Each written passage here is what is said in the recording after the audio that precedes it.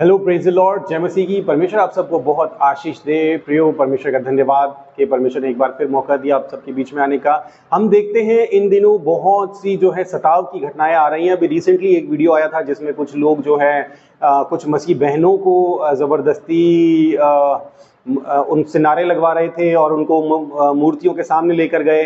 वहाँ पर ले जाकर उनको बोला कि मूर्तियों के सामने झुको, मूर्तियों के सामने दंडवत करो। और उसके बाद हम देखते हैं कि बहुत बार ये भी सवाल उठता है कि तुम प्रसाद क्यों नहीं खाते। तो इन सब सवालों के मैं आपको जवाब दूंगा कि मूर्तियों के सामने क्यों नहीं झुकना, नारा क्यों नहीं लगाना, प्रसाद क्यों नहीं खाना। इन सब सवालों के जवाब दूंगा, लॉजिक और रीजन के साथ जवाब दूंगा। और इस वीडियो के बाद जो है ये क्लियर हो जाएगा कि ये सवाल ये चीज़ें करनी चाहिए कि नहीं करनी चाहिए। ठीक है, चैनल सब्सक्राइब नहीं किया है तो आप कर लीजिए।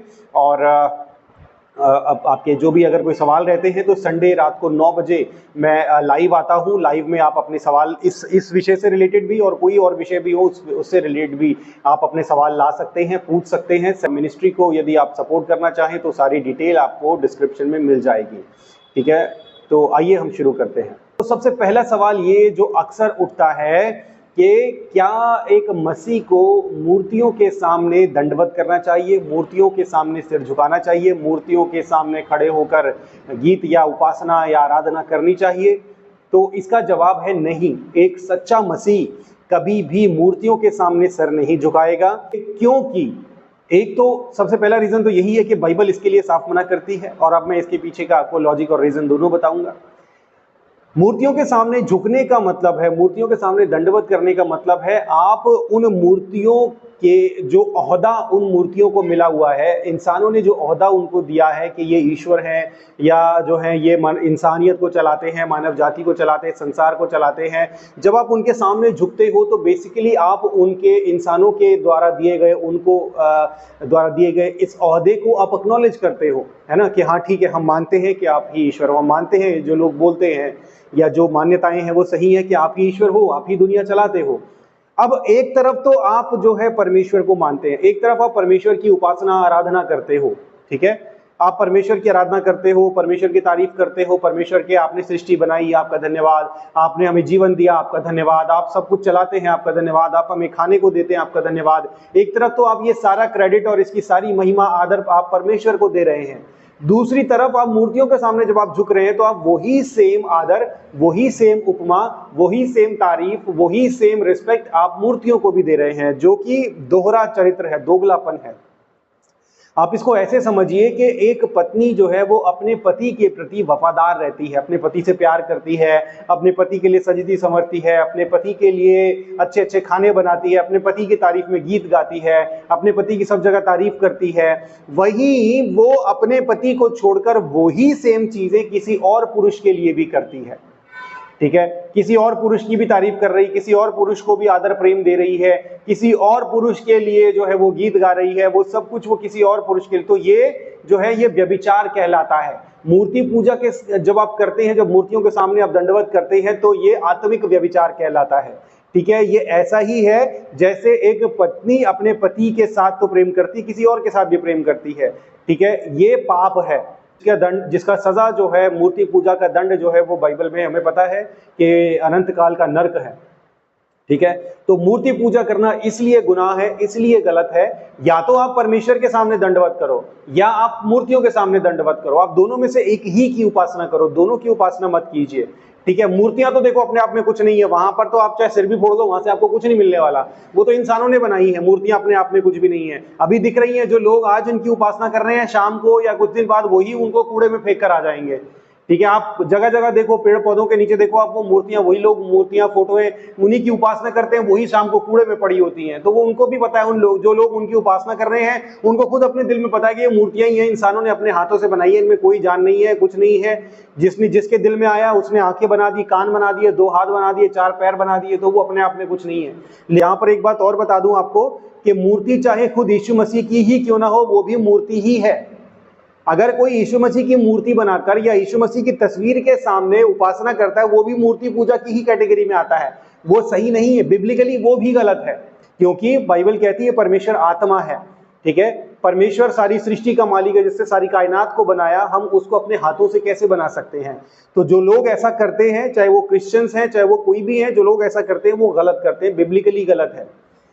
ठीक है, कोई क्रिश्चियन अगर किसी काम को करता है तो वो सही नहीं हो जाता। जो बाइबल के अनुसार गलत है वो हर तरीके से गलत है, जो बाइबल के अनुसार सही है वो हर तरीके से सही है।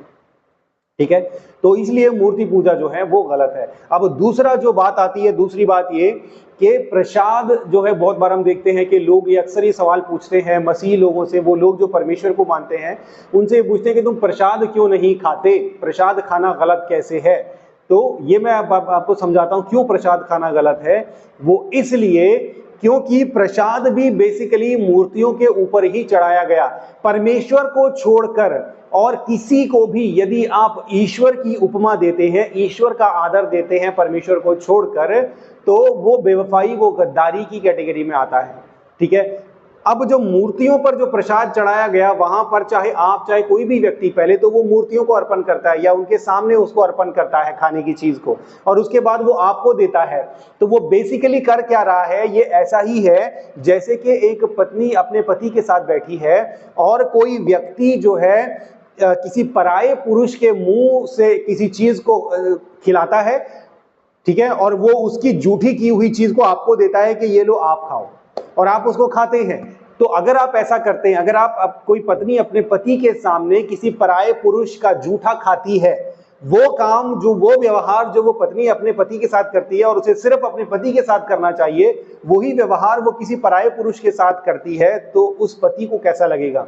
वो पति जो है वो उसको गद्दारी समझेगा, बेवफाई समझेगा, और बेवफाई है भी। ठीक है, तो ये ऐसा ही है कि जब उनका बेसिकली आत्मिक तौर पर आप उनका जूठा खा रहे हो, वो जो परमेश्वर के नाम से परमेश्वर के लिए आपको करना चाहिए वो आप मूर्तियों के लिए कर रहे हो, वो भी गलत है। ठीक है, तो इसलिए मूर्तियों के आगे चढ़ाया हुआ कभी कोई भी चीज आप मत खाना। और स्पिरिचुअल कारण इसका मैं आपको बताता हूं कि अगर कोई मूर्तियों के सामने किसी को कोई चीज चढ़ाई हुई आपको देता है, तो आपको तो नहीं पता कि वो मूर्ति क्या है, या उस मूर्ति में वो मूर्ति किसने बनाई है, वो मूर्ति किन किन जगहों पर आई है तो वो आखिरकार ईंट पत्थर का ढेर ही है तो वो आखिरकार मिट्टी का ढेर ही है तो किसी इंसान ने बनाई हुई आकृति है। मूर्ति उसको सही माना जा सकता है जो सीधे स्वर्ग से उतरी हो, सब इंसानों के सामने, हजारों लाखों लोगों के सामने सीधे स्वर्ग से उतरी हो अलौकिक तरीके से। ठीक है, जिसको नाश नहीं किया जा सके, जिसको कोई तोड़ नहीं सकता, जिसके ऊपर कोई गंदगी फेंके तो भी वो गंदगी उसके ऊपर टिकती नहीं है, वो बिल्कुल अलौकिक तौर से, जिसके मुझे मूर्ति के आर पास जो है वो बहुत स्ट्रॉन्ग तेज निकलता है, और उस मूर्ति के सामने अगर कोई खड़ा हो जाए जाके तो वो शक्ति पाता है, वो बुराइयों से दूर हो जाता है, पाप करने से दूर हो जाता है, बुरी आदतें उससे दूर हो जाती हैं। ऐसी अद्भुत अलौकिक तेजस्वी यदि कोई मूर्ति है तो उसके सामने आप जाओ, उसके सामने मानो, आप सबको छोड़ो, फिर उसी को ईश्वर मानो। लेकिन अगर कोई मूर्ति ऐसी नहीं है और आप फिर भी आप उस मूर्ति के सामने, उस मूर्ति के ऊपर कीचड़ फेंक दो तो वो मूर्ति गंदी हो जाती है, उस मूर्ति पे हथौड़ा मारो तो वो मूर्ति टूट जाती है। ठीक है, उस मूर्ति को अगर आप थोड़ी देर के लिए अकेला छोड़ दो तो वो मूर्ति के ऊपर जो है गंदगी बैठने लग जाती है, मिट्टी बैठने लग जाती है। ना तो उस मूर्ति में कोई तेज है, ना उस मूर्ति में कोई अलौकिकता है, ना कोई ऐसी चीज है, ऐसी बात है जिसकी वजह से उस मूर्ति को ईश्वर माना जाए।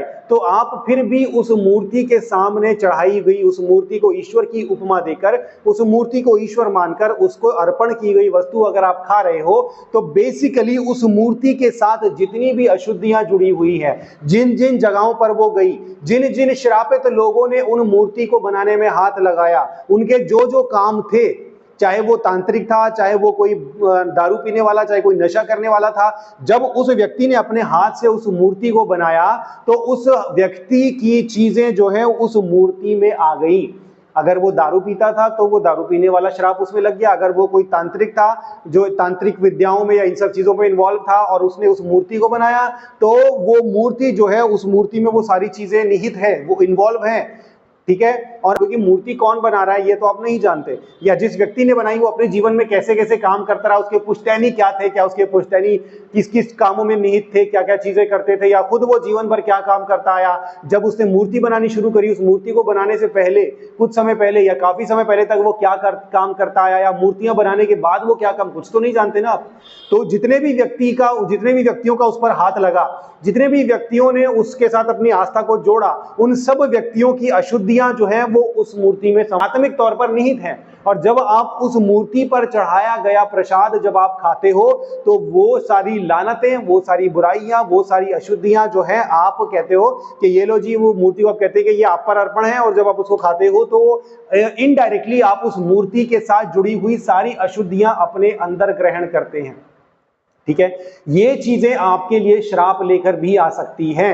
ये सिर्फ मैं मसीह लोगों को नहीं, गैर मसीहों को भी कह रहा हूं, गैर मसीह लोगों को भी बता रहा हूं कि अगर आप ऐसे ही किसी मूर्ति पर चढ़ाया हुआ प्रसाद खाते हैं, बेसिकली आपके जीवन में आशीषें नहीं, आपके जीवन में श्राप आएंगे। ठीक है, तो हर तरीके से मूर्तियों पर चढ़ाई गई वस्तुएं गलत है, हर तरीके से मूर्तियों के सामने दंडवत करना गलत है। मैं तो कहता हूं गैर मसीह भी ऐसा मत करो, अनटिल अनलेस आपको पता हो कि वो मूर्ति जो है एक बिल्कुल पवित्र व्यक्ति ने बनाई है, ऐसा व्यक्ति जिसने अपनी सारी जिंदगी में कोई गुनाह नहीं किया, ऐसा व्यक्ति जिसने बहुत बड़े बड़े धर्म कर्म किए हैं, ऐसा व्यक्ति, ये गैर मसीहों के लिए बता रहा हूं, मसीहों के लिए बिल्कुल साफ मना है, गैर मसीहों के लिए बता रहा हूं। ये ऐसा व्यक्ति जो मूर्ति बनाने के बाद भी लगातार पवित्र जीवन जी रहा है, ऐसे व्यक्ति की बनाई हुई मूर्ति के सामने सर झुकाओ तो झुकाओ, अदरवाइज किसी मूर्ति के सामने सर मत झुकाओ।